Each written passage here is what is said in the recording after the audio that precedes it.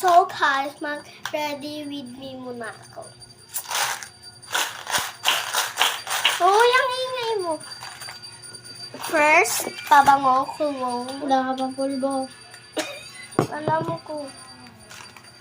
Kasi pupunta kaming Bible. Ito sila. Tsaka ito pa. Tapos, Ready for me. ano pa ba?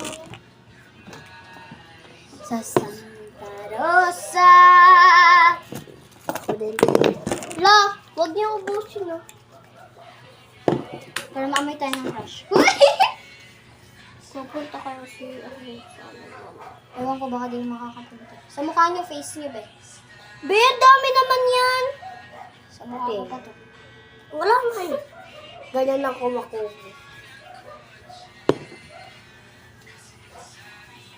Kunyari yayamanin. Huy!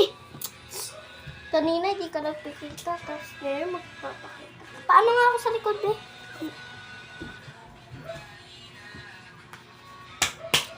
Damihan mo pa. Okay na yan! I-mix mo na! Dami naman yata. Ano ba yan? Ano, gago, dami. Ikaw nagsabi, dami yan ko eh. Ba't kayo nagmura? Kuha ng, ano yung ba? Pusa naman, oh. Nagmura, ulitin natin yan. Panyo! Panyo! Ano tayo na magpupunta? Pusa! Ano yung salamin? Hindi pa makita siya. Nasa harap ko na nga.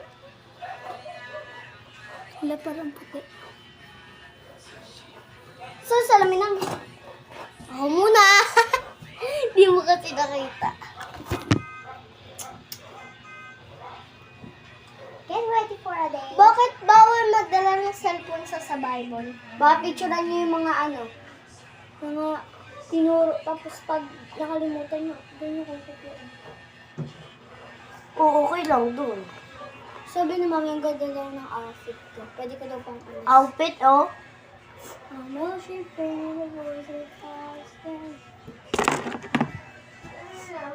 Tay, di ko makita bangs ko kung nasan na.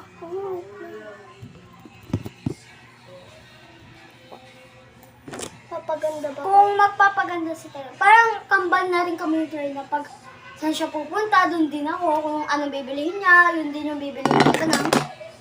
Yes. Diba? Pwede ko ba ilabas yung bangs ko? Ano ba, yung birthday ni Rara ata